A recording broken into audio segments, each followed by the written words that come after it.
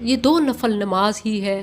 اور عام نوافل ہی کی طرح ہے، فرق صرف اتنا ہے کہ ایک رکعت میں دو سجدوں کی طرح دو رکوع اور دو قیام ہوتے ہیں، جس کی تفصیل یہ ہے کہ انسان اللہ اکبر تکبیر تحریمہ کہے،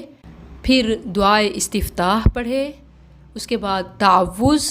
اور پھر سورہ فاتحہ شروع کرے۔ سورہ فاتحہ کے بعد جس طرح قرات ملاتے ہیں کسی دوسری سورت کو ملاتے ہوئے لمبی قرات کرے، پھر لمبا رکوع کرے، پھر رکوع سے سر اٹھا کر سمع اللہ لمن حمدہ ربنا ولک الحمد کہے، پھر دوبارہ سے سورہ فاتحہ کے ساتھ کسی دوسری سورت کو ملا کر لمبی قرات کرے۔ جیسے میں نے شروع میں بتایا کہ ایون ایک رکعت میں قیام بھی دو ہیں، یہ اس کا دوسرا قیام ہے۔ سمع اللہ لمن حمدہ کہنے کے بعد سجدے میں نہیں جانا بلکہ دوبارہ قیام شروع کر دینا ہے، سورۃ الفاتحہ پھر لمبی قرات۔ البتہ یہ قیام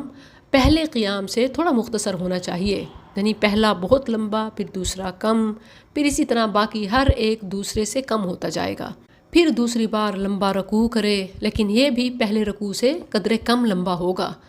پھر رکوع سے سر اٹھائے اور سمع اللہ لمن حمدہ ربنا ولک الحمد کہے، پھر کافی دیر کھڑا رہے اور جو مسنون دعائیں آتی ہیں وہ پڑھے، پھر دو لمبے لمبے سجدے کرے، اسی طرح دونوں سجدوں کے درمیان بھی کافی دیر تک جلسہ کرے، یعنی جیسے سجدہ لمبا، پھر جلسہ لمبا، پھر سجدہ لمبا،